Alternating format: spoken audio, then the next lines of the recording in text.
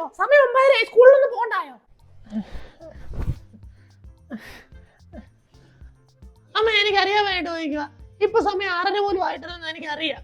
പിന്നെ നിങ്ങൾ എന്തിനാ ഇങ്ങനെ ഒന്ന് പറയുന്നത്? ഇതിനകത്ത് നിങ്ങൾക്ക് എന്തോ കിട്ടുന്നു?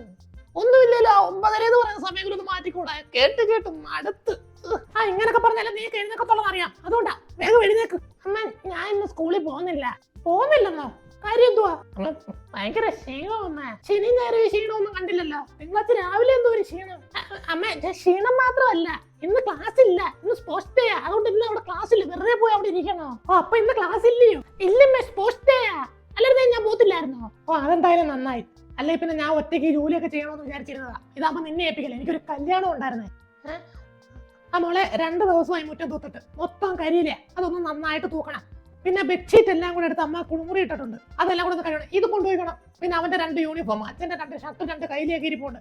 നിന്റെ എന്തെങ്കിലും കൊണ്ട് നീയും കൂടെ എടുത്ത് കഴുകിക്കോ. എന്റെ ഞാൻ കഴുകി. പിന്നെ മുറിയൊക്കെ തുടച്ചിട്ട് കുറെ നാളായി. അപ്പൊ അതൊന്ന് തുടച്ച തൂത്തട്ടെ തുടക്കാവും കേട്ടോ. ഞാൻ കല്യാണത്തിന് പോയിട്ട് വരുമ്പോഴത്തേക്ക് ഇതെല്ലാം ചെയ്തരാം.